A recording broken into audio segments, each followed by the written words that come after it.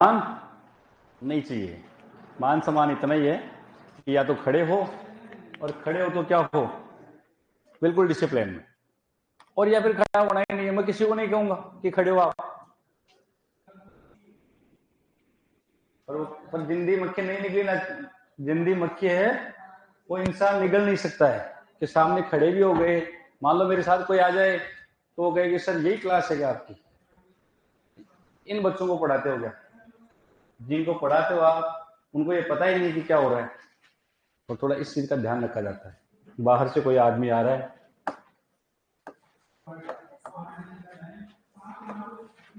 Paper solve कराना था क्या, आया था क्या पेपर, किया भी था आपने, चलो करवा देते हैं।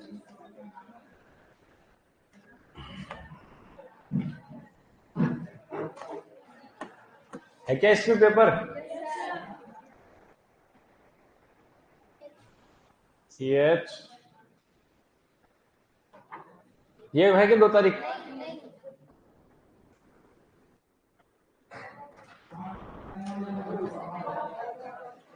कौन सा है इसमें है, CH ABC सेम ही होता है क्या सबका, CH 1 2, तो इसमें 1 2 है।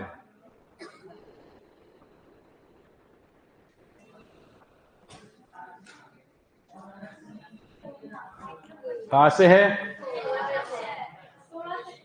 16वां क्वेश्चन है। ठीक दिख रहा है क्या, इसको दिख रहा है उसी काम आएगा। चलो अब देखो, एक रासायनिक अभिक्रिया A से B साम्य में कहलाएगी जब अभिक्रिया है A से B में परिवर्तित हो रहा है, और A से B में परिवर्तित हो रहा है A से B, साम्य में कहलाएगी। साम्य में कब कहलाएगी, A पूर्णतः B में परिवर्तित होता है, नहीं, A पूरा का पूरा ही B में बदल जाएगा तो साम्य कैसे होगा, वो तो उत्क्रमणीय अभिक्रिया हो जाएगी, वो सॉरी अनुत्क्रमणीय, एक तरफ चलने वाली। A का B में 50% परिवर्तन होता है, नहीं, 50% परिवर्तन होने का मतलब है कि आधा इधर चला गया तो वो वापस भी आना चाहिए, चलता रहना चाहिए, गतिक होता है, तो ये स्थिर है। A का B में परिवर्तन होने की दर और B की A में परिवर्तन होने की दर दोनों बराबर होती है, ये बिल्कुल सही है, समझ गए जी। A का B में ठीक 10% परिवर्तन होता है, ये तो कोई लॉजिक वाली बात ही नहीं है। तो एक A की B में परिवर्तन की दर और B की A में परिवर्तन की दर जो है दोनों है क्या है, बराबर होती है। परिवर्तन का दर का मतलब होता है वेग, क्या होता है, वेग। दर का मतलब क्या होता है, वेग। तो अभिक्रिया में अग्र अभिक्रिया का वेग और प्रत्येक अभिक्रिया का वेग दोनों बराबर होते हैं, तो उसको क्या कहा जाता है, साम्य कहते हैं। 17वां क्वेश्चन है, निम्नलिखित अभिक्रिया PCl3 प्लस Cl2 PCl5 के लिए साम्य की स्थिति किसके द्वारा दाईं तरफ की जा सकेगी। दाईं तरफ जाना है, अभी ये है बाएं से दाएं, यही है, तो अभिक्रिया आगे की तरफ जानी चाहिए। तो आगे की तरफ जाने के ताप को बढ़ाने से ताप का तो कोई संबंध ही नहीं है, यहाँ पर ताप से तो कोई मतलब नहीं है। कहीं दिख रहा है कि ताप का कोई संबंध नहीं, तो ताप का तो कोई मतलब ही नहीं, हटा दो यहाँ से। फिर आगे चलते हैं,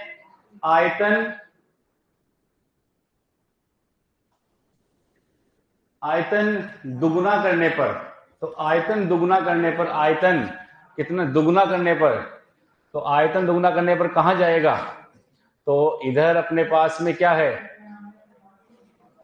इधर है 1 और 1 2 मोल है इधर, इधर 2 मोल है, इधर कितना है 1 मोल है, तो दाब ज्यादा है, इधर दाब क्या है, ज्यादा है, इधर दाब क्या है, कम है।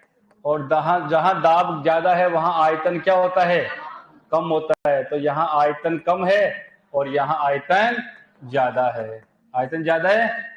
और अब आयतन बढ़ाएंगे तो अभिक्रिया कहां जाएगी, विपरीत जाएगी, वो तो जाएगी ना, तो आयतन में वृद्धि नहीं कर सकते, आयतन में वृद्धि करने को तो अभिक्रिया कहां चली जाएगी, विपरीत चली जाएगी। ये कह रहा है दाईं तरफ खिसकना चाहिए, बाएं से दाएं, यही तो है, तो आयतन का प्रभाव इसके ऊपर उल्टा पड़ने वाला है, तो आयतन दुगुना नहीं कर सकते।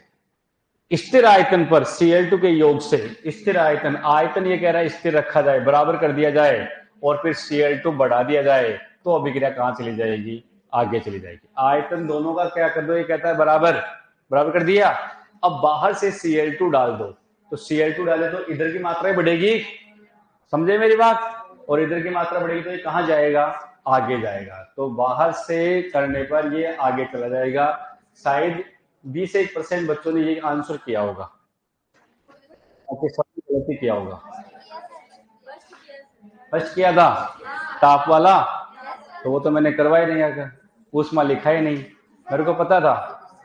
हाँ हाँ, कोई दिक्कत नहीं, शीट में तो ऐसे दिए हुए आते हैं, शीट का नहीं कह रहा हूँ मैं, क्वेश्चनों की बात कर रहा हूँ। तो ये क्वेश्चन इसलिए दिया था क्योंकि फिर सारे फर्स्ट रैंक पे आ जाएंगे तो दिक्कत हो जाएगी ना, है ना, तो फिर थोड़ा सा नीचे भी रहना जरूरी है। हाँ, एक आधा क्वेश्चन दिया था ऐसा, एक और दिया था, 2 क्वेश्चन जिनमें कंफ्यूज हो जाएंगे। तो ये किसी अभिक्रिया में अभिकारक की क्रिया करने की गति उसके सक्रिय द्रव्यमान के समानुपाती होती है। ये कथन किसका है, ये द्रव्यानुपाती क्रिया नियम, सक्रिय द्रव्यमान का नियम, यानी कि गुलबर्ग वागे का नियम है, जो बता रखा है, मैंने बता दिया था। हाँ, नेक्स्ट क्वेश्चन है 3a + 2b = c के लिए साम्य स्थिरांक हेतु व्यंजक है। तो व्यंजक साम्य स्थिरांक यानी कि केसी, तो केसी के लिए व्यंजक निकाल देंगे। तो क्या निकालेंगे, तो उसके लिए बन जाएगा सी की सांद्रता तो ऊपर आ जाएगी, तो सी की सांद्रता ऊपर कहाँ है, सी की सांद्रता तो इन दो में तो है नहीं, इन दो में है, तो सी की सांद्रता की और एक की सांद्रता की घात 3, एक की सांद्रता की घात 3, इसका कोई मतलब ही नहीं रहा, 3 ये तो होता ही नहीं है, तो कौन सा आ गया, 4th ऑप्शन आ गया। समझ गए, अरे कर दिया होगा, ये एक ने भी गलत नहीं किया होगा। तो ऐसे क्वेश्चन भी आते हैं जो केवल ये मन में तसल्ली देने के लिए आते हैं कि भाई हमारा पेपर बहुत बढ़िया हुआ, और वो तसल्ली अपन खुद को देते रहते हैं, उसका कोई फर्क नहीं पड़ता मेरिट के ऊपर, क्योंकि ये क्वेश्चन सबका सही होता है। मगर जी इस क्वेश्चन, ये क्वेश्चन मेरिट निर्धारित नहीं करता है, ये सबका सही है इसलिए, और वो क्वेश्चन जो था अभी गया था वो क्वेश्चन 10% का सही था, इसलिए वो क्वेश्चन मेरिट निर्धारित करता है। तो डिपेंड ये करता है कि हम कौन से क्वेश्चन कर रहे हैं, वो क्वेश्चन कर रहे हैं कि तो कोई नहीं कर रहा, तब हम ऊपर एडवांस है। बाकी शायद 1 लाख बच्चे बैठे हो तो उनमें से एक भी बच्चा ऐसा होगा जो ये क्वेश्चन नहीं करके आएगा। अब जो नहीं करके आ रहा वो कॉलेज के साथ, कॉलेज में शामिल भी नहीं है, वो फिर अगले साल फिर बैठेगा।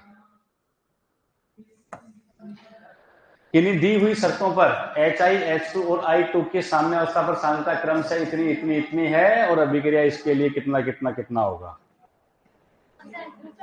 कितना होगा। हाँ, ये बीच का सा क्वेश्चन था, ठीक है ना, जिसमें 50-50% का रेशियो रहता है। इसमें हालांकि 70-30 का रेशियो रहता है, 70% बच्चे इसको कर देते हैं सही, 30% नहीं कर पाते, तो नॉर्मलता को इनको देखते ऐसे करता है। तो HI, H2 और I2 की सांद्रताएं दे रखी है अपने, अभिक्रिया अपने को दे रखी है, अभिक्रिया दे रखी है, पूछा क्या है, साम्यावस्था स्थिरांक। साम्यावस्था स्थिरांक क्या है, Kc, Kc बराबर HI की सांद्रता की घात 2/H2 की सांद्रता और I2 की सांद्रता। सही है क्या। अब HI की सांद्रता कितनी है, देखो देखो 0.80, इसका क्या हो जाएगा, स्क्वायर। सही है क्या। और H2 की सांद्रता कितनी है, 0.10 इंटू 0.10, पॉइंट के बाद एक एक संख्या बोली जाती है नालायक को, 0.80, 0.10 पर चल रहा है अपना तो काम, बचपन से चलता आ रहा है ना, बचपन से चलता रहा है ना। फोक्स यानी क्या होता है, फोक्स यानी लोमड़ी, सही है ना। हाँ, क्योंकि बचपन से चलता आ रहा है, जबकि होता नहीं है, विक्सन यानी लोमड़ी होता है। आज तक पढ़ते आ रहे हो, गलती पढ़ते आ रहे हो, गलती पढ़ते रहोगे, क्यों, क्योंकि बचपन में वही चीज सिखाई गई है। आज जाकर के कहीं पर सोच समझ करके देखना कि लोमड़ी विक्सन होता है, तो क्यों, क्योंकि मेरे को इसलिए याद है क्योंकि मैंने 6वीं क्लास में बहुत मार खाई है इसको लेकर के। जो टीचर थे ऐसे ऐसे नीचे बैठते थे, तो ऐसे नीचे मैं इधर बैठा था कोने में, आगे इधर से ऐसे चल रही थी लाइन, और पीछे से आती थी ऐसे, मीनिंग जब पूछते थे, तो लास्ट में मेरा नंबर आया था आगे, तो सबने बताया, पूरी क्लास ने बताया फोक्सानी लोमड़ी, फोक्सानी लोमड़ी, सबको खड़ा करके और बाहर ले गए और मुर्गा बनाया बढ़िया वाला, और बढ़िया हजामत कर ली। अब मार तो लिया, कोई बात नहीं, फिर पूछ तो लें। तो मैंने पूछ लिया, मैंने कहा सर ये फोक्सानी फिर क्या होता है, लोमड़ी तो होता है। बोले नहीं, फोक्सानी लोमड़ा होता है। काम की बात है, तो मैंने कहा सर, बोले फोक्स यानी नर लोमड़ी यानी कि लोमड़ा होता है नर, और मादा लोमड़ी होता है वो विक्सन होता है। उस दिन पता लगा कि वास्तव में अपने को आज तक गलत ही पढ़ाया गया है, फोक्स यानी लोमड़ी। लेकिन ये चीजें जबरदस्त, तो जब सुधारने की कोशिश आए ना तो उनको सुधारो। जो चलता आ रहा है वो ट्रेंड नहीं, ठीक है। 0.80 इंटू 0.80, वो तो मैंने उदाहरण दिया है। ऐसे हजारों शब्द हैं, हजारों शब्द हैं जो चले आ रहे हैं। दुकान पे जाते हैं और कहते हैं एक कोलगेट देना। कोलगेट थोड़ी टूथपेस्ट होता है वो, लेकिन कोलगेट क्या है? अब वो आपको पेप्सोडेंट दे दे तो भी लेके आ जाते हैं, क्लोजअप दे दे तो भी लेके आ जाते हैं, पर मांगेंगे जाके कोलगेट ही। गाँव के अंदर, शहरों में तो फिर भी लोग समझने लग गए, मांगे नहीं मांगे। और कई तो ऐसे महानुभाव पढ़ लिखे, बाबा रामदेव वाला कोलगेट देना। कौन सा वाला? बाबा रामदेव वाला। मांगे नहीं मांगेंगे? अरे गलत कह रहा हूं क्या मैं? हाँ, तो क्यों? क्योंकि कोलगेट अपनी जबान पे, वो नहीं पता कि सही मायने में वो टूथपेस्ट होता है ना। कोलगेट तो कंपनी है, कोलगेट थोड़ी लेना है। हाँ वो है। तो इन बातों को बड़ा समझा करो, मैं कह रहा हूं ना। हाँ, वो एक दोस्त ने कहा कि वो, बोले मैं आईफोन लाया हूं, देखो कि कैसा है। बोले यार बहुत गजब है। बोले बढ़िया है क्या? बोले हाँ बढ़िया है। बोले कौन सी कंपनी का है? तो सामने वाला देख रहे, बोला हीरो होंडा कंपनी का है। इसका है। हाँ, क्यों? क्योंकि भाई अब बहस करना ही बेकार है। जो सामने वाला ये पूछ लिया कि कौन सी कंपनी का है, तो यदि अब आप बता रहे हो तो आप मूर्ख हो, क्योंकि आपको उसके बराबर बनना है अब। तो इसलिए बहस उसी जगह करो जहां सही हो। हाँ, ध्यान से समझो। चलो पॉइंट पे आ जाओ। है हाँ, पॉइंट। 5 मिनट आपका एंटरटेनमेंट हो गया, माइंड फ्रेश हो गया। चलो देख, 0 से 0 कट गया, उस पॉइंट से पॉइंट काट दिया यहाँ से, और यहाँ भी काट दिया। यहाँ पर अब 0 से 0 भी काट दें, इस 0 से 0 कैंसिल हो गया। कितना आ गया? 64। 64 आ गया। नीचे तो 1 इंटू 1 1 ही होगा, तो 64/1 यानी कि 64 आ जाएगा। तो आंसर कितना आ रहा है? 64 आ रहा है। कर लोगे आगे? चलो आगे देखते हैं।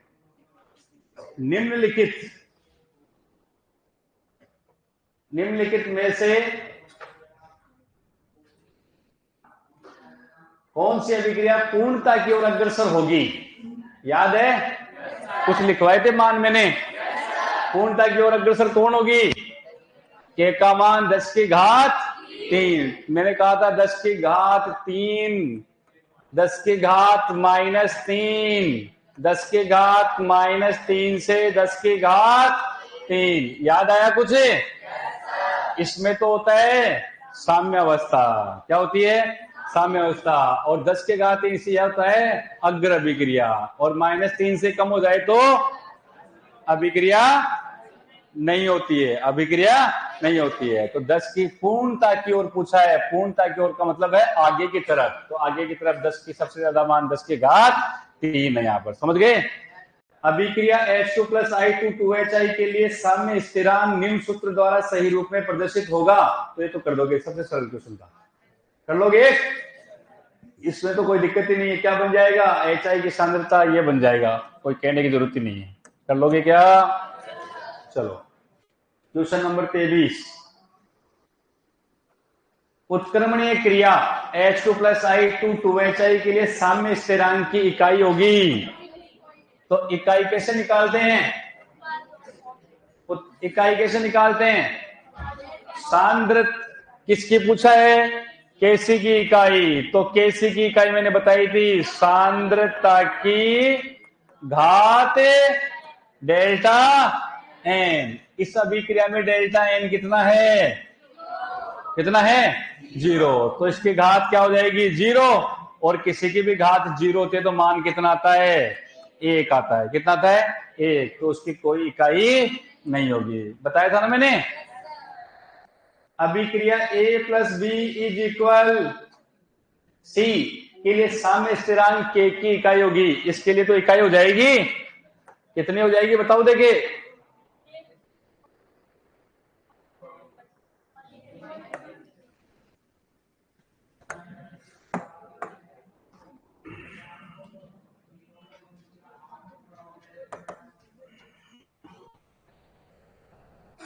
देखो एक छोटी सी गलती वापस करवा देती है इसको।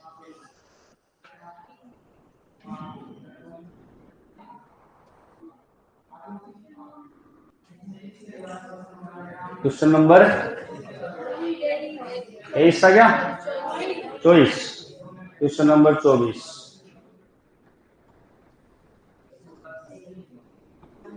Question number 24। तो इसमें इसकी इकाई बतानी थी। किसकी बतानी थी? a plus b is equal c के लिए साम्य स्थिरांक की इकाई। तो इकाई वही बेटा k बराबर क्या बनेगा? सांद्रता की घात डेल्टा n। यहां डेल्टा n कितना आएगा बताओ? कितना आएगा? -1। तो सांद्रता की घात मैं लिख दू -1। अरे घात -1 कर दू ना। और सांद्रता किसमें लें? मोल प्रति लीटर, यानी कि मोल लीटर इनवर्स में लें। तो इसकी घात हो गई -1। अब बताओ माइनस है तो ये तो हो जाएगा माइनस में और ये हो जाएगा प्लस में। तो ये बन जाएगा मोल इनवर्स और लीटर। अब ऐसा कुछ दे रखा था क्या? ऐसा कुछ दिया हुआ है क्या? क्या दिया हुआ है? मोल लीटर, मोल इनवर्स और लीटर। ये इनवर्स है क्या यहाँ पर? इसमें मेरे को साफ दिख नहीं रहा। इनवर्स है ना? हाँ, तो ये आंसर आएगा फिर इसका। समझे क्या मेरी बात को? हाँ, वापस एक बार बताता हूं मैं। देखो यदि ऐसे आए ना, मोल लीटर, इसके ऊपर घात कितनी है? -1। तो समझना यहां मोल लीटर इनवर्स, इनवर्स है ना यहाँ पर। तो मोल लीटर इनवर्स जो है, पूरा सही लिख देता हूं, मोल लीटर इनवर्स, इसके घात कितनी है? -1। पहले तो ऊपर माइनस होना, तो अंदर के चिन्ह बदलने हैं। प्लस तो होगा माइनस और माइनस होगा प्लस। तो मोल तो हो गया क्या? इनवर्स। और माइनस माइनस क्या हो गए? प्लस। तो ये बन गया लीटर। और फिर बाहर 1 है तो 1 से गुणा करना है, 2 है तो 2 से गुणा करना है। तो बाहर 1 है तो कोई फर्क नहीं पड़ेगा। ये बन गया मोल इनवर्स लीटर। अब धनात्मक विमा को पहले लिख देते हैं और ऋणात्मक विमा को बाद में लिखते हैं। तो लीटर तो पहले आ गया और मोल इनवर्स बाद में आ गया। कर लोगे क्या? अरे कर लोगे?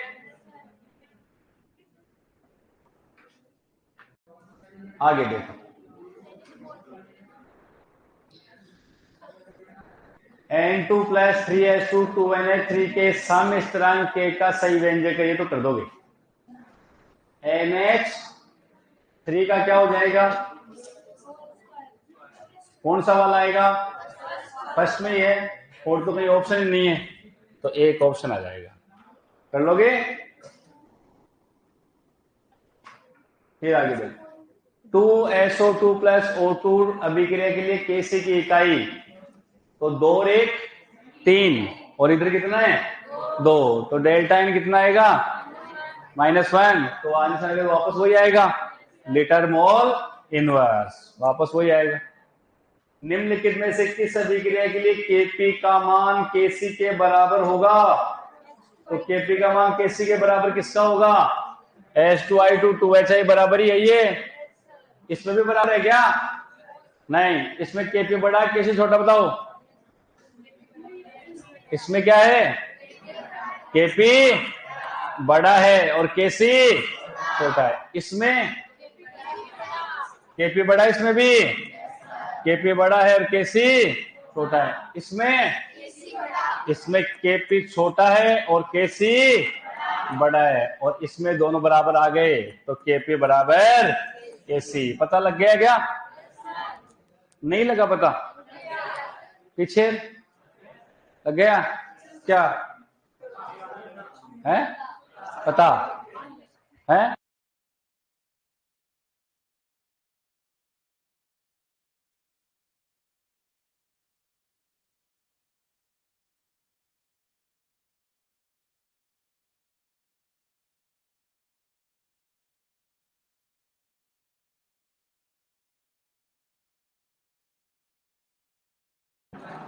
मेरे को थोड़ी थोड़ी, ये एक बच्चा पूछ रहा है आपका कोर्स कब तक हो जाएगा? हाँ, तो बेटा ऐसा है कि मेरा कोर्स है, हाँ तुम्हारा ही, तो मतलब वो कहना चाहता भाई मैं कब तक आपको फ्री कर दूंगा। तो वो बेटा समझ में आ रहा है कि नहीं आ रहा है उसके ऊपर डिपेंड करता है। नहीं आ रहा है तो आज ही पूरा है, पूरा बराबर ही है। तो दुख अपने को लेना ही नहीं, परेशान होना ही नहीं है, क्योंकि अभी तो टॉपिक पढ़ाऊंगा। टॉपिक तो आज इलेक्ट्रोकेमिस्ट्री लगाया था, तो अभी चलेगा। 25 दिन का मैटर है। कितने दिन का? 25 दिन का। 18 क्लास में होता है। 18 क्लास का मतलब बीच में 3 संडे आ जाते हैं। 3 संडे आते हैं तो फिर 3 पेपर सोल्व करने पड़ते हैं, तो 2-3 क्लास हो जाती है। 1-2 क्लास और एक्स्ट्रा लेकर के पूरे 23-24 दिन का मैटर चला जाता है। तो 1 महीने अपने को बराबर झेलना है। क्या करना है? हाँ, लड़ाई करनी है बराबर की। न्यूमेरिकल आएंगे, आप न्यूमेरिकल करना चाहते हैं, घर पे न्यूमेरिकल नहीं हो रहा, इसका मतलब न्यूमेरिकल जीत गया और आप हार गए। और आप सोल्व कर देते तो आप जीत गए, मतलब बराबर की लड़ाई चल रही है। ठीक है ना? अभी चलेगी, इसलिए ये करते जाओ। इससे सरल चैप्टर आएगा नहीं। मेरे पास जो हैं उनमें इससे सरल चैप्टर था नहीं। समझ गए? हाँ, तो बस अब इसका मतलब समझ आना आ जाओ। क्योंकि जब तक इंटरेस्ट नहीं लोगे ना किसी भी चीज में, आपको 3 घंटे यदि मैं कंटिन्यू क्लास लूं और फिर आपसे पूछूं कि बेटा मैंने क्या क्या पढ़ाया, लिख सकते हो क्या, तो आप नहीं लिख पाओगे। लेकिन आपको 3 घंटे की मूवी दिखा दूं ना मैं यहाँ पर, और फिर मैं पूछूं कि कोई चीज आप नोट्स बना दोगे क्या, आपने कोई नोट्स नहीं बनाया, कोई याद नहीं है, लेकिन 3 घंटे की मूवी आपको ऐसे कैसे याद है। और आपको 2 महीने बाद ही पूछ लूंगा तो भी कह दोगे इसके बाद तो ऐसा हुआ था, कह दोगे ना। उसका सबसे बड़ा कारण 2 चीज थी वहां। एक तो प्रैक्टिकल हो रहा था सामने, और दूसरी बात इंटरेस्ट था अपना। इंटरेस्ट था तो चीज इतनी जल्दी सीखी गई है, और बिना इंटरेस्ट के देख रहे हो तो भी गड़बड़ हो जाएगा मामला। तो सारा काम केवल इंटरेस्ट का है कि इंटरेस्ट आ रहा है तब तो ठीक है। 2hi is equal h2 plus i2 के लिए सामने स्थिरांक 0.25 है, तो अभिक्रिया इसके लिए क्या होगा? गौर से मेरी बात को समझना, ये अभिक्रिया है। इस अभिक्रिया के लिए केसी का मान 0.25, तो इस अभिक्रिया के लिए केसी का मान कितना होगा? अभिक्रिया उल्टी हो गई, उल्टी हो गई। देखो हुई कि नहीं हुई? इसके लिए केसी है तो इसके लिए 1/केसी आएगा, नहीं आएगा? अरे नहीं आएगा क्या? तो इसके लिए मान केसी का मान कितना है बेटा? 0.25। तो इसके लिए यह अभिक्रिया विपरीत हो गई, तो क्या आएगा? 1/केसी। अरे सही है क्या? 1/केसी का मतलब 1/0.25, यही तो है। ये पॉइंट यहां से हटाओ, ऊपर क्या लगा दो? 2 जीरो लगा दो। अरे सही है ना? और 25 को काट दिए, 4 के कितने आ गए? 25 चौक 100, 4 आ गए। आ गए क्या? अब आप ढूंढ रहे थे 1/0.25 वहां पर, तो वो नहीं मिलेगा, इतना इजी भी नहीं आएगा, है ना? तो लेकिन ये बहुत सरल क्वेश्चन था। मैंने बता रखा है अभिक्रिया विपरीत हो जाती है तो केसी के मान भी विपरीत हो जाते हैं। सारे एग्जाम्पल दिए थे मैंने। केसी है तो 1/केसी, केपी है तो 1/केपी, 5 है तो 1/5, 2/5 है तो 5/2, बताइए सारी बात। 1/केसी है तो फिर केसी, तो कहने का मतलब उसका विपरीत था। विपरीत करने पर जो मान निकल के आता है वो कितना आता है? 4 आता है। कर लोगे? चलो आगे।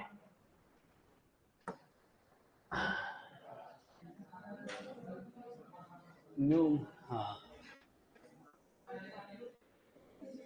पूरा समझ में आ रहा है? हाँ बिल्कुल, अच्छी बात है। N2 plus 3s2 2Na3 plus ऊष्मा, इसके लिए क्या पूछा गया है? केपीकेसी का संबंध। केपीकेसी के संबंध के लिए ऊष्मा की तो जरूरत ही नहीं है। अरे है क्या?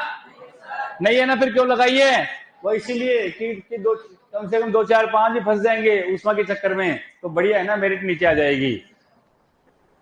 तो केपी बराबर क्या होता है? KC R T delta N. Delta N कितना है बताओ? 2 - 4 कितना हो गया? -2। तो -2 वाला ऑप्शन कौन सा है? एक ही ऑप्शन है, तीसरा है कि नहीं? निम्न में से किस साम्य के लिए केपी का मान केसी से कम है? केपी का मान केसी से कम है। केपी का मान कम हो गया ना, तो बराबर वाला तो होगा ही नहीं। तो बराबर वाला तो ये बराबर वाला केपी बराबर कैसी है, तो इसको तो हटाओ, ये तो ऑप्शन में नहीं है। उत्पाद क्या होना चाहिए, अरे केपी कम है ना, तो उत्पाद क्या होना चाहिए, कम, उत्पाद है कम। अब ये देखो उत्पाद कम है यहां पर 2 - 4, तो ये अपने पास आंसर आ गया। ये है क्या, ये भी बराबर है, केपी बराबर कैसी है इसमें भी केपी बराबर कैसी, एक ही तो ऑप्शन था। पूरे हो गए क्या? बहुत बढ़िया। कितने क्वेश्चन थे और है किसके? अच्छा स्लाइड आगे कर दें, आंसर देख लोगे हैं, ठीक है देख लो फटाफट से। इसका तो है ये वाला सेकंड, आगे चलाएं, आगे मैं बोल देता हूं। 32 में है Al2O3, फिर 33 में H सेकंड ऑप्शन, 34 में फर्स्ट ऑप्शन, 1962 वाला है ना, नील बर्टलेट ने रंगीन यौगिक बताए थे। फिर 35 में आएगा तीसरा ऑप्शन, फिर 36 में आएगा फर्स्ट, 37 में आएगा फर्स्ट, 38 में 4, 39 में 4 और 40 में 3। ये किनके, तरुण सर के थे क्या? तो चलो ठीक है, अब अपनी बात करते हैं अपने, हाँ अपने वाले में, हाँ तो अपने वाले में करेक्शन कर देते हैं। कौन से वाले में था बताओ, इसके अंदर है क्या CH1 में, देखता हूं मैं, देखे चलो इसमें देख लूंगा अभी मैं, ठीक है मैं कर दूंगा करेक्शन इसमें जो भी होगा। चलो अब मेरे को तो ये बता दो कि 15 क्वेश्चन हुए ना आपने, 15 तो थे, उस 15 में से 10 प्लस वाले कौन कौन है, 10 और 10 प्लस वाले, 10 वाले भी ऊपर हाथ कर लो, 10 प्लस वाले ऊपर हाथ कर लो, हाँ अब नीचे कर लो। लगभग 80% बच्चे हैं, 80-90%, तो अपना मामला फिट है, इस चैप्टर से अपना मामला फिट है, कोई दिक्कत नहीं है, आराम से इसी तरह के क्वेश्चन आएंगे, इससे बाहर क्वेश्चन नहीं आएंगे। अब अपन बात करते हैं किसके ऊपर, अब नया चैप्टर चलेगा, कौन सा सर? तरुण सर की क्लास पूरी हो गई, हाँ यस सर, 2 गलत हो गए, हाँ कोई बात नहीं, चलो हाँ। अब बेटा मेरी बात सुन लेना,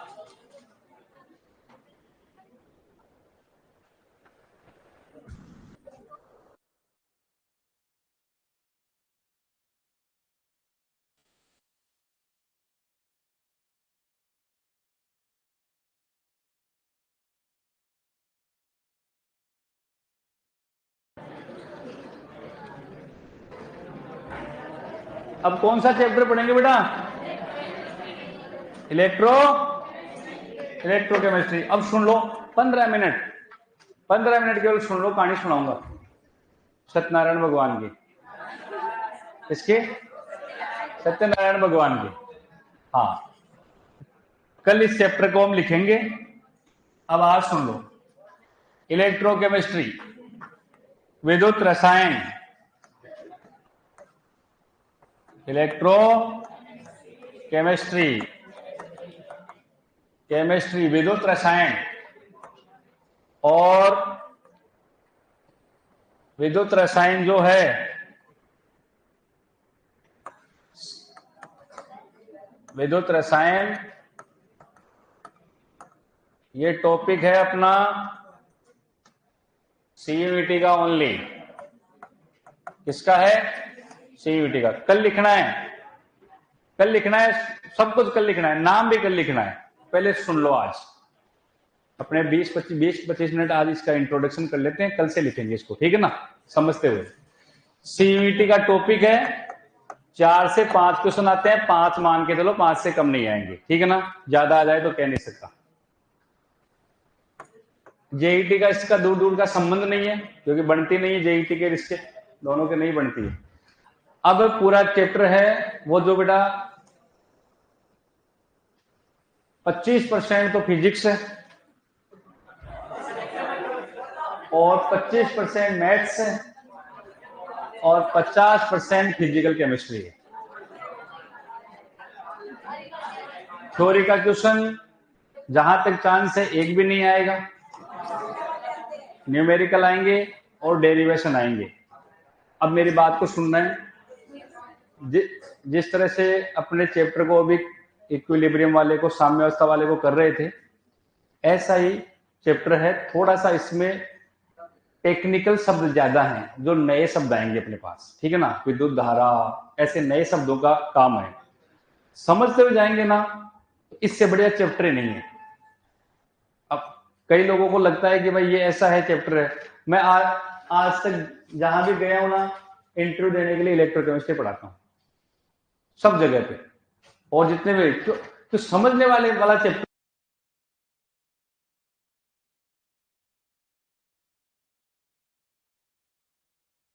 हाँ, तो काम की बात ये है। अब सुनो मेरी बात की। विद्युत रसायन जो चैप्टर है उसमें दो शब्द है बेटा, एक तो है विद्युत और एक है विद्युत। जो है वो विद्युत ऊर्जा से लिया गया है। अब मेरी बात को समझ लेना बेटा, हंसी मजाक बाद में करेंगे। और इधर है रसायन से लिया गया है रासायनिक ऊर्जा। रासायनिक ऊर्जा, विद्युत ऊर्जा और रासायनिक ऊर्जा। विद्युत भौतिक रसायन, फिजिकल केमिस्ट्री की ऐसी ब्रांच जिसमें विद्युत ऊर्जा और रासायनिक ऊर्जा का परस्पर रूपांतरण किया जाता है, विद्युत रसायन कहलाती है। विद्युत ऊर्जा को रासायनिक ऊर्जा में बदला जाता है और रासायनिक ऊर्जा को विद्युत ऊर्जा में बदला जाता है। क्या कहलाती है? विद्युत रसायन। क्या कहलाती है? विद्युत रसायन। अब विद्युत ऊर्जा को हमें समझना है कि भाई विद्युत ऊर्जा क्या है। तो देखो, काम की बात यह है कि अब अपने सामने जो लाइट आ रही है ना, ये लाइट है बेटा विद्युत ऊर्जा। क्या है? विद्युत ऊर्जा। तो लाइट चल रही है अपने पास। इस लाइट को, विद्युत ऊर्जा को हम एकत्रित नहीं कर सकते। क्या नहीं कर सकते? एकत्रित। मेरी बात को समझ जाना, इस लाइट को, विद्युत ऊर्जा को हम एकत्रित नहीं कर सकते। अब आप कहोगे सर बैटरी में इकट्ठा कर सकते इसको। तो ये लाइट यदि चली गई तो अपना ये बोर्ड है वो काम करना बंद कर देगा। मेरी आवाज इसमें आ रही है वो बंद हो जाएगी, अंधेरा भी हो जाएगा, क्या पता। तो ये विद्युत, तो साइंटिस्टों के सामने ये सबसे बड़ी समस्या थी कि भाई ये विद्युत ऊर्जा, लाइट चली जाए तो इससे चलने वाले जितने भी उपकरण है, उन उपकरणों का क्या किया जाए। तो क्या इसको हम इकट्ठा नहीं कर सकते क्या? तो इसको एकत्रित किया जा सकता है, लेकिन इसको किसी दूसरी ऊर्जा में बदलना पड़ेगा। तो कुल मिलाकर के इस विद्युत ऊर्जा को रासायनिक ऊर्जा में बदला उन्होंने, और रासायनिक ऊर्जा में बदल करके इसको क्या कर लिया? इकट्ठा कर लिया। कुल मिलाकर के रासायनिक ऊर्जा वो ऊर्जा है जो एकत्रित हो सकती है। क्या हो सकती है? एकत्रित। आज हम बात करते हैं कि इन्वर्टर लगा लिया हमने, तो इन्वर्टर लगा दिया, तो इन्वर्टर में बैटरी चार्ज हो गई अपनी। तो जब लाइट आ रही है ना, तो लाइट आ रही है तो उस बैटरी को क्या कर लेते हैं? चार्ज कर लेते हैं। और फिर जब लाइट चली जाती है तो उस ऊर्जा को वापस से विद्युत ऊर्जा में परिवर्तित कर दिया जाता है। उस बैटरी के अंदर जो ऊर्जा भरी हुई है वो कौन सी ऊर्जा है? रासायनिक ऊर्जा। कौन सी है? रासायनिक ऊर्जा। मोबाइल की बैटरी के अंदर कौन सी ऊर्जा है? रासायनिक ऊर्जा। कोई अपने से पूछे कि ये ऊर्जा क्या है, तो ये एकत्रित होने वाली ऊर्जा है, इसको इकट्ठा किया जा सकता है। विद्युत ऊर्जा को इकट्ठा नहीं कर सकते, इसको बदल करके इकट्ठा कर सकते हैं। अब हम कहेंगे कैसे? मोबाइल की बैटरी है ना, तो मोबाइल जो है उसको चार्ज कर रहे हैं हम। तो जब चार्ज करते हैं तो उस वायर में लगाते हैं ना, तो वायर उसमें लगाते हैं तो उससे पहले एक एडेप्टर लगाते हैं। क्या लगाते हैं? एडेप्टर, जिसको चार्जर बोलते हैं हम। लगाते नहीं लगाते? या मोबाइल को ऐसे ही दो तार उसमें कुछ छोड़ के ऐसे लगा दें तो वो परमानेंटली चार्ज हो जाएगा। हो कि नहीं हो? तो उसको डायरेक्ट नहीं, क्योंकि बैटरी के अंदर कौन सी ऊर्जा आएगी? रासायनिक ऊर्जा। अरे कौन सी आएगी? और हमारे पास वहां कौन सी ऊर्जा है? विद्युत ऊर्जा। तो विद्युत को पहले रासायनिक में बदलना पड़ेगा, तभी उस बैटरी के अंदर आएगी वो, समझ गए चीज। तो वो एडेप्टर क्या करता है, उस ऊर्जा को बदलता है, समझ गए चीज, और बदल करके हम उस बैटरी के मोबाइल के अंदर चार्ज लगाते हैं। जब हम चार्ज लगाते हैं तो देखते हैं कि मोबाइल चार्ज होना शुरू हो गया, लेकिन उस चार्जर के हाथ लगाते हैं तो करंट नहीं आता है, करंट नहीं आता ना, हाथ लगाते हैं तो करंट नहीं आता, लेकिन मोबाइल में लगाते हैं तो चार्ज होना शुरू हो गया। इसका मतलब इधर से लाइट आ तो रही है, लेकिन अपने को महसूस क्यों नहीं हो रही, वो विद्युत ऊर्जा किसमें परिवर्तित होकर आ रही है, रासायनिक, समझ गए चीज। तो विद्युत ऊर्जा रासायनिक ऊर्जा में परिवर्तित होकर आ गई। इन्वर्टर की बैटरी है, वो रख रखी है अपने यहां, लाइट आ रही है तो वो बैटरी क्या हो रही है, चार्ज। तो क्या बैटरी सीधे ही चार्ज हो रही है क्या, नहीं, बीच में एक मशीन लगा रखी है जिसको आप इन्वर्टर बोलते हो। क्या बोलते हैं, इन्वर्टर। इन्वर्टर कोई चीज नहीं है, इन्वर्टर का मतलब होता है इन्वर्ट करना, इन्वर्ट का मतलब होता है बदलना, इन्वर्ट का मतलब क्या होता है, बदलना। जब लाइट आ रही है तो उस लाइट को, विद्युत ऊर्जा को इन्वर्ट करती है वो, और वो रासायनिक ऊर्जा में बनाती है, और वो रासायनिक ऊर्जा उस बैटरी में बढ़ती रहती है। जैसे ही लाइट गई वो इन्वर्टर जो है मशीन, वो रासायनिक ऊर्जा को वापस किसमें बदलता है, विद्युत ऊर्जा में, और वापस अपने उपकरण चालू हो जाते हैं, समझ गए जी। तो विद्युत ऊर्जा को रासायनिक ऊर्जा में और रासायनिक ऊर्जा को विद्युत ऊर्जा में परिवर्तित करने का कार्य जिस केमिस्ट्री में किया जाता है उसको बोलते हैं इलेक्ट्रोकेमिस्ट्री, विद्युत रसायन। अब आगे बढ़ते हैं। आगे ये है कि विद्युत ऊर्जा को रासायनिक ऊर्जा में बदलने के लिए एक युक्ति या साधन की जरूरत पड़ती है, युक्ति या साधन की, एक ऐसा साधन चाहिए, कोई युक्ति चाहिए, डिवाइस बोलते हैं इंग्लिश में, क्या बोलते हैं, डिवाइस। एक ऐसी डिवाइस चाहिए, युक्ति या साधन चाहिए जिसके द्वारा विद्युत ऊर्जा को रासायनिक में बदल सके। उस साधन को हम बोलते हैं सेल। क्या बोलते हैं, सेल। बिना सेल की मदद से काम नहीं होता है। तो एक सेल एक ऐसा साधन होता है जो विद्युत ऊर्जा को किसमें बदलता है, रासायनिक ऊर्जा में, और रासायनिक ऊर्जा को विद्युत ऊर्जा में। बैटरी है ना, वो बैटरी, वो सेल का बड़ा रूप होता है। सेलों के संयोजन को बैटरी कहा जाता है, सेलों के संयोजन को, सेलों के संयोजन को बैटरी कहते हैं। सेलों के संयोजन को क्या कहते हैं, बैटरी। यानी कि दो से ज्यादा सेल एक जगह जुड़ जाएं तो उसको हम क्या बोलते हैं, बैटरी। बैटरी जानते हैं, टॉर्च पेड़ पे लगाते हैं, पेड़ पे लगती है नहीं, फिर कहां देखिए, हाँ खेतों में। पण तो बैटरी सेल वाले की बात करो जिसमें सेल डलता है। तो एक सेल की बैटरी देखी क्या आपने, नहीं देखी होगी, कम से कम 2 सेल की देखी होगी, 3 की देखी होगी, 4 की, 5 की, एक की भी देखी है क्या।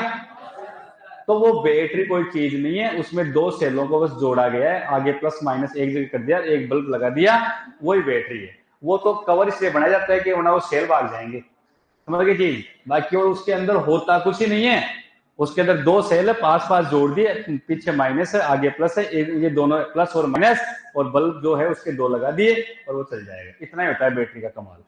तो जो बैटरी है, सेलों के संयोजन को क्या कहते हैं बेटा, बैटरी। मतलब 2 या 2 से ज्यादा सेल आपस में एक जगह हो जाएं तो उसे क्या कह देते हैं, बैटरी। अकेला होता है तो उसको क्या बोलते हैं, सेल। आप दुकान पर जाते हो, किराने की दुकान पर, और कहते हो कि एक घड़ी का सेल देना, तो ले आते हो ना। रिमोट का सेल देना, तो ले आते हो ना। ऐसा तो क्या है कि एक दीवार घड़ी की बैटरी दे दे, नहीं कहा होगा कभी भी, भाई दीवार घड़ी की बैटरी दे दे, कहा है क्या, क्योंकि अकेले को क्या बोलते हैं, सेल, और 2 होते ही क्या कहेंगे उसको, बैटरी। तो सेल एक ऐसा साधन है, सेल एक ऐसा साधन है जो विद्युत ऊर्जा को रासायनिक ऊर्जा में और रासायनिक ऊर्जा को विद्युत ऊर्जा में बदलने का काम करता है। वो सामने ऊपर पड़ी हुई है वो बैटरी है क्या, वो क्या है उधर, बैटरी है, अरे क्या है, तो उसके अंदर सेल, उसके अंदर 6 सेल मैं यहीं से बता रहा हूं, तो 6 सेल है उसके अंदर, 3 तो पीबी के बने हुए हैं, 3 पीबीओ2 के बने हुए हैं, 3 लेड के, 3 लेड ऑक्साइड के, और वो 12 वोल्ट पे काम कर रही है। कितने वोल्ट पे काम कर रही है, 12 वोल्ट पे। द्वितीयक सेल है वो, सेकेंडरी सेल है, चार्ज होने वाले। कुल मिला के बात ये है, एक उसके अंदर छोटे छोटे सेल लगा रखे और वो सेल आपस में जुड़े हुए हैं और उसको क्या बोलते हैं, बैटरी।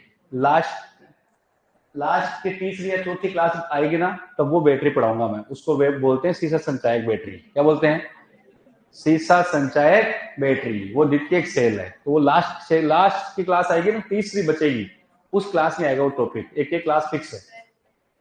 पढ़ाया क्या आपने? पीसीएम पीसीबी के स्टूडेंट कौन है? पीसीबी वाले, पीसीएम वाले।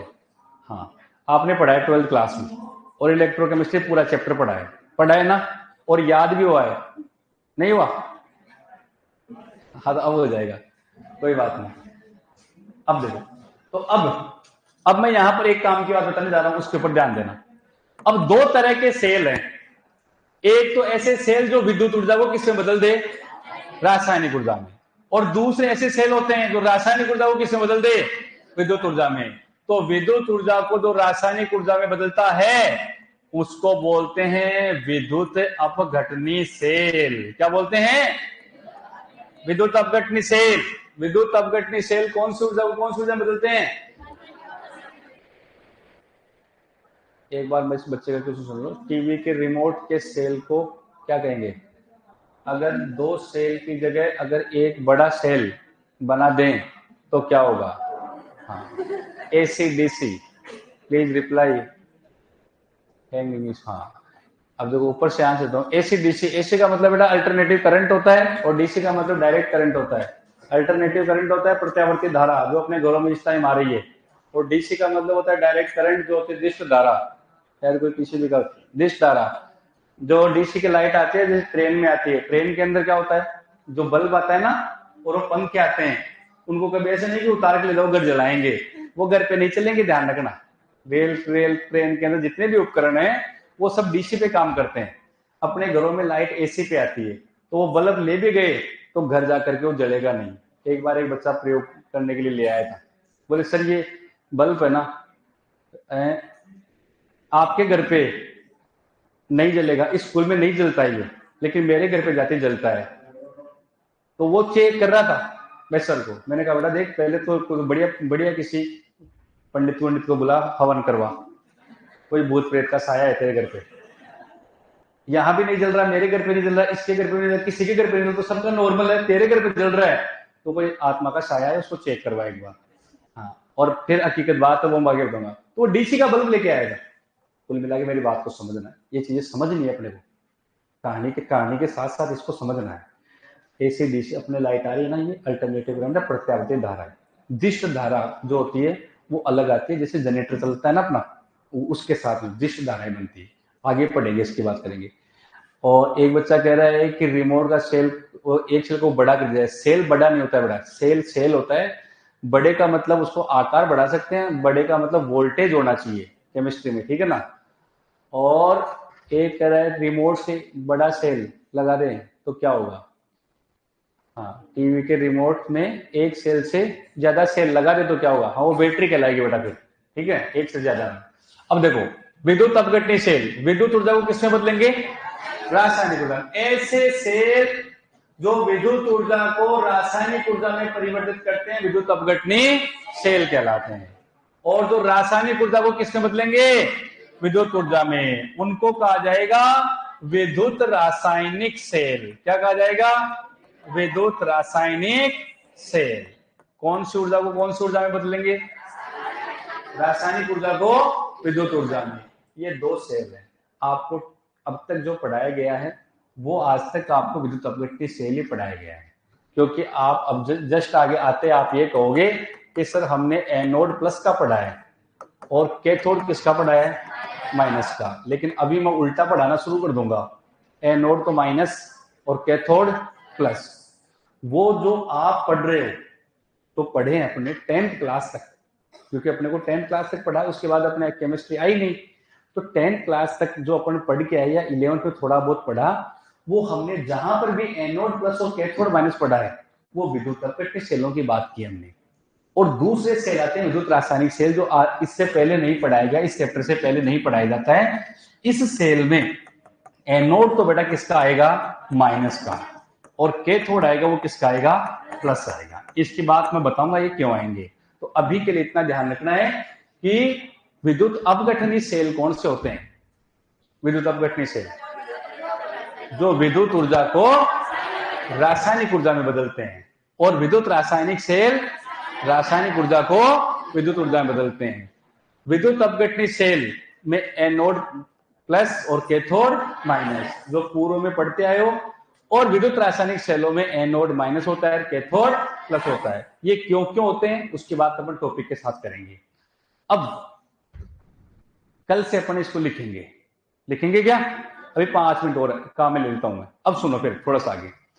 अब जो यहां पर बात कर रहे हैं, ये जो सेल हैं, इन सेलों में रासायनिक ऊर्जा एकत्रित होने वाली ऊर्जा है, और विद्युत ऊर्जा तो मैं एक दूसरी तरीके से एक परिभाषा बोल रहा हूं।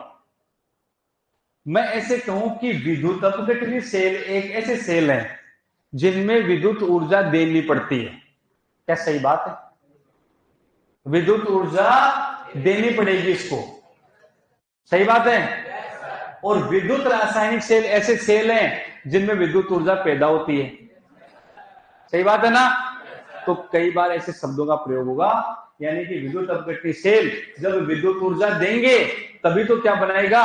रासायनिक ऊर्जा। अरे भाई मेरे को बैटरी चार्ज करनी है, मोबाइल चार्ज करना है, तो अपने को विद्युत ऊर्जा उसको देनी पड़ेगी ना, तभी तो वो रासायनिक ऊर्जा में बदलेगा, तभी तो बैटरी चार्ज होगी।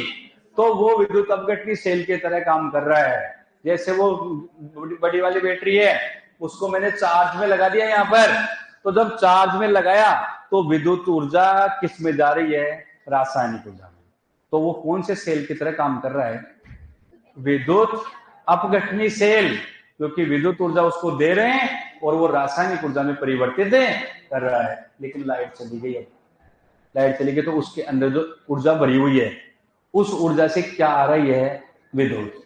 तो रासायनिक ऊर्जा किसे बदल रही है? अब विद्युत ऊर्जा में। तो वो किसका काम कर रहा है? विद्युत रासायनिक सेल। तो मतलब है कि ऐसा सेल जिसमें विद्युत ऊर्जा उत्पन्न की जाती है या विद्युत ऊर्जा को पैदा किया जाता है, वो कौन सा सेल है? कौन सा है? विद्युत रासायनिक। और जिसमें विद्युत ऊर्जा दी जाती है वो कौन सा सेल है? विद्युत अपघटनी सेल। फिर हम बात करेंगे, पहले विद्युत रासायनिक सेल की बात करेंगे। तो थोड़ा सा मैं यहां पर इंट्रोडक्शन कर देता हूं आज, कल अपन विद्युत रासायनिक सेल से स्टार्ट कर देंगे। विद्युत रासायनिक सेल, इलेक्ट्रोकेमिकल सेल, ये जो सेल हैं इनको अपने हॉस्टल का नाम है ना, एक हॉस्टल का नाम एलेक्जेंडर है क्या? और बाकी लगभग हॉस्टलों का नाम एस से शुरू होता है। 2-4 को लगभग बोला है, 2-4 को छोड़ दो, बाकी सारे देख लेना। सामने वाली बिल्डिंग का क्या नाम है? साकार।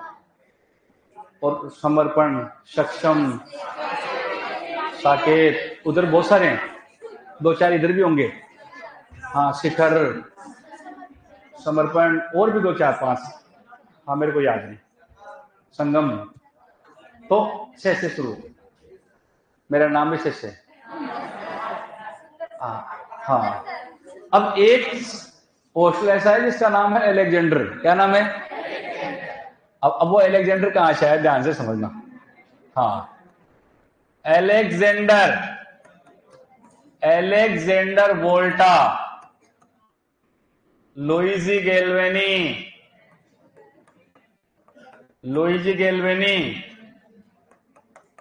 जेएफ डेनियल,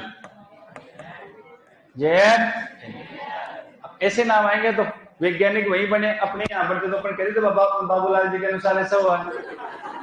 हाँ, कलोड़मल जी का ये सिद्धांत है, नहीं कहते क्या? पर अपने बने नहीं तो अपन उनका नाम ले रहे हैं, और हैं होंगे तो आएंगे अब आगे। और अब हाँ, तो सुनो मेरी बात। हाँ, अब ध्यान दो बेटा।